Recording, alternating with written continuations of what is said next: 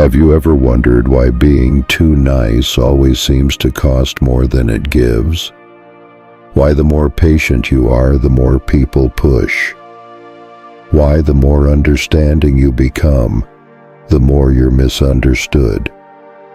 Why the more you give, the more people expect, without ever giving back? That's not a coincidence. It's a pattern. And it has nothing to do with kindness, and everything to do with boundaries. See, the world doesn't always reward your kindness. It measures how much of yourself you're willing to give away. And when you're too nice, what you're really doing is shrinking your needs, shrinking your truth, shrinking your presence, just to maintain peace that doesn't include you. You weren't born to be agreeable. You were born to be authentic. And somewhere along the way, they taught you that in order to be loved, you must be liked. So you traded honesty for harmony, truth for tolerance, strength for softness. And now, you're tired, not because you've done too much, but because you've bent too far. Here's the truth most people avoid. People don't always love the real you. They love the version that agrees, complies, sacrifices, the one who makes things easier for them, even if it makes life harder for you. But what happens when you stop being that version? You'll see 6 powerful shifts, 6 changes that happen when you stop being too nice, not rude, not cruel, just real. Because realness has edges, and not everyone is comfortable around edges. But the right people, they don't fear your boundaries. They respect them. They don't punish your truth. They appreciate it. The first shift happens fast. You start noticing how many people were only kind to the version of you that didn't say no. You say no, gently, respectfully, without drama. And suddenly, you're different. They say you've changed. They pull back. They withhold warmth. But what they're really upset about is the loss of control. Because for too long, nice meant agreeable, and agreeable meant available, and available meant exploitable. You weren't being nice. You were being convenient to their timing, to their demands, to their emotional expectations. And now that you're no longer available in the same way, they feel rejected, not because you've hurt them, but because you're no longer easy to access. This is where guilt shows up. It doesn't scream. It whispers things like, "You're being selfish. You're too harsh. They were just trying to help." But pause and ask yourself, was it really help? Or was it pressure disguised as care? Because real help respects your pace. Real care honors your space. Real love never punishes your boundaries. And if someone's love disappears the moment you say no, it was never love. It was leverage. This is why too nice becomes dangerous. It teaches people that your silence is permission, that your tolerance is endless, that your boundaries are flexible. But they're not. And now they're learning that. You're not cold. You're just clear. You're not distant. You're just done overextending. The second change is even more uncomfortable. For them, not for you. You stop overexplaining. You no longer feel the need to justify your no, defend your rest, or rationalize your silence.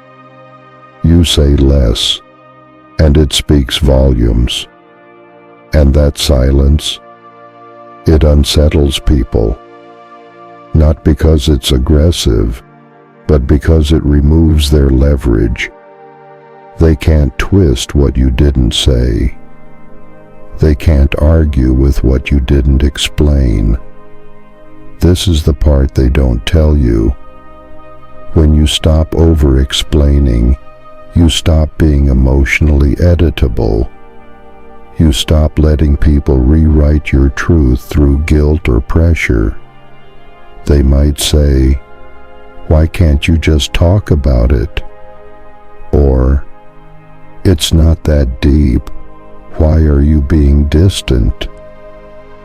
But what they really mean is, "I miss the version of you who was easier to manipulate." You don't owe anyone the internal process behind your decisions. You don't have to map your emotions for those who weaponize your words. You don't need to translate your silence to people who only listen to respond, not understand. The Stoics knew the difference between reaction and reflection. They practiced the art of restraint, not as avoidance, but as discipline. Because silence, used wisely, reveals more truth than any explanation ever could. And now, you're learning that too. You're not reacting, you're reclaiming. You're not explaining, you're evolving. It's not your job to help someone feel comfortable with a version of you that finally respects its own boundaries. So keep going. If you've ever shrunk yourself just to keep the peace, hit subscribe now, because the next part explains why your quiet is the loudest thing you've ever done. Here's the third shift. When you stop being too nice, you stop absorbing emotions that don't belong to you. You start recognizing that not every problem is yours to solve. Not every silence is yours to fill. Not every conflict needs your softness to smooth it out. This is where emotional boundaries become visible. You no longer say yes just to avoid discomfort. You no longer agree just to keep the mood light. You no longer accept responsibility for everyone's feelings. And suddenly, you start seeing it. How often you were the emotional sponge, soaking up tension, absorbing blame, carrying guilt that was never yours. This is the cost of being too nice. People come to expect that you'll always be the calm one, the strong one, the one who bends, absorbs, adapts, no matter the weight. But here's what they didn't see coming. You're no longer interested in emotional endurance. You're interested in emotional alignment. And alignment doesn't mean agreeing with everything. It means standing in your truth, even when it's inconvenient for others.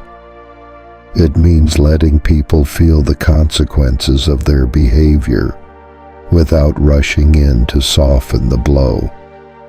Because when you stop carrying what isn't yours, you reclaim your peace. You stop walking on eggshells. You stop managing their discomfort at the cost of your own. That's not cruelty, it's clarity. That's not selfishness, it's self-respect. The fourth change is the most revealing. You begin to notice how uncomfortable people get when you stop shrinking yourself to fit their comfort zones. When you stop apologizing for your standards. When you stop softening your tone just to seem nicer. When you stop explaining your boundaries like they're up for negotiation. That's when the truth surfaces. Some people only loved you when you were easy to manage. They liked the version of you that smiled through discomfort, the one that stayed silent to avoid conflict, the one that showed up even when it was breaking you inside. But now, you've stopped performing. You're not being rude. You're just being honest. You're not being distant. You're being self-protective. You're not being cold. You're being clear. And clarity makes people uncomfortable when they've been feeding off confusion. The moment you show up without apology, you force others to face the parts of you they never respected. They might say you've become too much, but really, they're just not used to your full self. Because your full self doesn't bend to comfort others. It stands to protect itself. This is the freedom that comes with not being too nice. You stop editing your existence for the approval of others. You stop shrinking your strength to keep fragile egos safe. You stop begging to be accepted by people who never truly saw you. Instead, you begin to attract people who don't need you to shrink. People who value honesty over harmony. People who meet your clarity with clarity of their own. Here's the final shift, maybe the most important of all. You realize that too nice wasn't just a behavior. It was a shield, a role, a mask. It kept you safe. It kept you liked. It kept you useful. But it never made you feel seen. And when you stop being too nice, you start grieving that version of you. The one who worked so hard to be accepted, only to end up ignored. The one who bent so far just to keep the peace, only to break in silence. Letting go of that version hurts, not because it was true, but because it was familiar. And we don't mourn what's real. We mourn what we gave up for too long. But now you're done being palatable. You're done shrinking. You're done earning rest, proving worth, performing peace. And you're not angry. You're awake. You're not detached. You're discerning. You're not closed off. You're finally open to a life that honors your fullness, not your silence. So let them say you've changed. Let them miss the version of you who never said no. Let them label your truth as too much. Because this time, you're not living for their comfort. You're living for your clarity. And that clarity, it may not make you popular, but it will finally make you free.